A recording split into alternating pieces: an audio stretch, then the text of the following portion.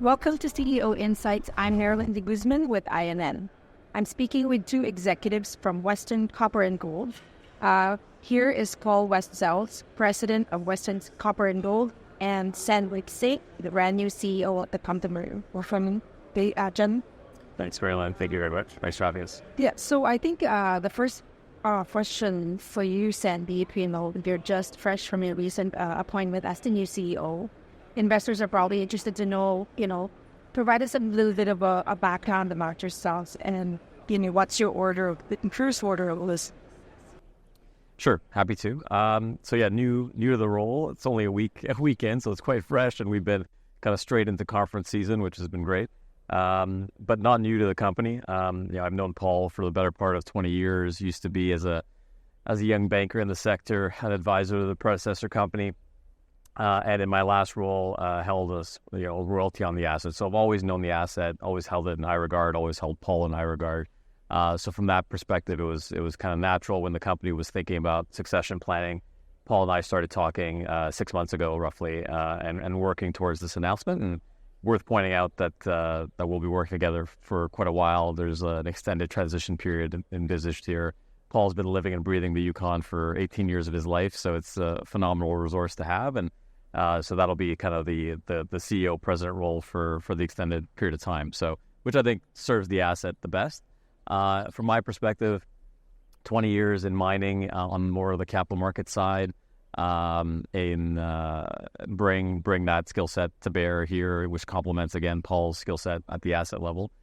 In terms of vision for the company, really it's nothing different. The project is going through permitting.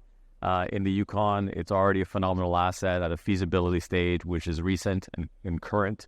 A lot of the drilling the drilling's already been done as well. So the project is there and it's real. We just need to continue to push it up the field together. What I will say is, when I was looking at copper assets to get associated with for the next phase of my career, there are very few that are real and viable, and Casino is on that list. And then when you start to look at those in good jurisdictions, which I would certainly qualify the Yukon, it's an extremely short list. And so the scarcity value of this asset is what attracted me to it. And I'm very happy to be starting week 2. So, Paul, maybe we can talk about the asset. What makes the Casino project compelling, and what's the progress that's been done on the project today? Yeah, it's a compelling asset, primarily first of all, it's a very large project. The reserve is 1.2 billion tons. That's a 27-year reserve. But if you look at the overall resource, it's a 3.6 billion ton resource. So reserve is going to third. You're going to be mining there for 80 and 100 years. So it's really the tool in the Yukon. The progress over the last little while it has really been, we've been moving forward on the permitting on our finalized guidelines in September. But there's been some really exciting developments with the Yukon government in terms of moving the project forward. We were very happy last year. Part of the access road was complete. That was a $30 million contract that went to actually one of the first stations, South Carmax. So that's a major bridge. So that's been a the development that completed at the end of last year. The other thing that happened is that you saw the Yukon government set aside $21.4 million for the marine services platform. So this secures tidewater access at the port of Skagway and Portland Inland concentrates. That's a very excellent development as well. And then, and the thing you've been working on was the government agreement most recently is to look at connecting with the PC and the Yukon electric grids. And the Yukon government I believe, has applied to the Critical Minerals Infrastructure Fund, the $1.5 billion fund that was announced by Minister Wilkinson in November of last year to do the first, engineering, application, selection. So we've applied to that funding for funding to that. And so we've provided letters of support in that as well. And so very excited about that. Lots of development in terms of working with the Yukon government to help move some of the infrastructure. So also an important I guess, aspect of the project is Rio Tinto's investing in the city of Flatic. Why is this a significant factor? Well, look, I mean, I could start, and then Paul was in the proponent that put that investment in place. I mean, from my perspective, maybe outside in fresh perspective, it's a phenomenal partnership, and I've been introduced to it now several times. They're great supporters of the asset. They own just under 10% of the company, so on the equity level, and as is Mitsubishi Materials, who came in after. They own just below 5% of the company. Both are tremendous partners. They lend a significant amount of technical expertise to the asset, things that a junior company could not replicate on its own, even if it had the resources to do it. So that's great. And then from my perspective, as I've been introduced to that relationship, I mean, every time they look at something and diligence it, and they tend to diligence things extensively, as you'd expect, the project comes out with flying colors. So that's another kind of, that endorsement was important to me. More importantly, I think it's important to the market. This is an asset that's been vetted thoroughly by two of the smartest people in the copper space, and come out standing up, strong. So, that's kind of the external perspective. I'll let Paul touch on how it's been living that relationship with both groups. Yeah, I mean, and I think it's also important to point out, Rio Tinto has had now a couple. I mean, they had an opportunity to increase their investment. They did, and they had an opportunity to renew their investment and renegotiate the investment that happened at the end of November, and they did as well. So, they've now looked at it extensively.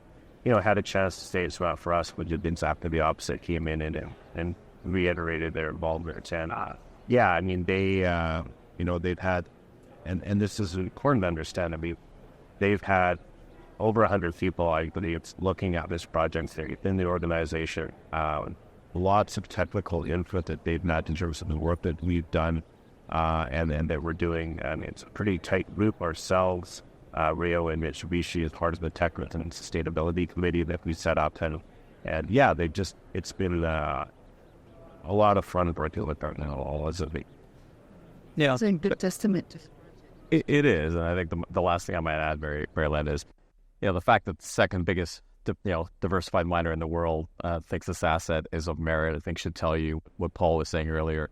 It's not just the scale; it's obviously extremely large, but also kind of the other factors going for it: the high grade core that's at surface with next to no strip, the clean metallurgy. Again, the jurisdiction it's in, the stage it's in, like there's a lot of positive attributes, and it's not a surprise to us that it's attracted interest from those types of groups. So just going back to the Yukon investment in the region, is there anything else, in terms of what you feel the government should be doing to really push this project forward, budgets in the region forward? Because, against the backdrop or like the critical minerals and the minerals that we'll need for the future, for electrification. Yeah, I think the government are doing some great moves on the infrastructure. We talked about that. One of the big pushbacks in terms of I think all projects in Canada is permitting timelines, and was very, very excited again to hear Minister Wilkinson talk about recognizing that permitting timelines are too long in Canada and that they need to be reduced. And so, but we're here at PDAC. We're following up Appenis, going to Ottawa to talk to various people there to sort of see, okay, this is a great idea to reduce the timelines. What does that mean? And how can we make that happen for us? Because it is, we've been in this permitting process here for a year and a half plus, and we just now have our guidelines. We still have sort of 3-4 years in front of us. So anything we do to reduce that. I absolutely agree. Sorry to cut you off, Marilyn, but on the same note, once you do go through permitting in Canada, whilst it is slower than many places, at least you're assured that you can keep your asset, which is not sadly the case everywhere in the world, and I think that's the stability that Canada provides, although slow at times, is certainly worthwhile. what's the next steps for the project? What are some of the catalysts that are upcoming that the investors can expect? Look, I think what expect is us continuing to kind of move the milestones forward on the permitting side. This will be an important year in terms of over the next, say, 12 months, depositing the EIA statement. That's the Bible on the asset from a permitting perspective, and then it gets batted back and forth with the government. In the meantime, there's good kind of ongoing metallurgy work being done with Mitsubishi and Rio Tinto, just confirmatory stuff. But in the process, some durable results that'll come out from that perspective as well. So the good news is we already have a viable asset. The drilling's been done, the fees has been done, so a lot of the heavy lifting is behind it, and we just need to kind of systematically move it through that permitting process and explain to people that we do have a tremendously valuable asset, unfortunately trading well below its value. Well, thank you, Sandeep and Paul, for joining me today and sharing some updates about you. Yeah, right. Thanks for having us. It's been our pleasure. Thank you. Cheers. And thanks everyone for watching. Join us again next time for another engaging conversation on CEO Wins. If you like this video, make sure you subscribe to our channel and turn on notifications so you don't miss future updates and interviews. See you next time.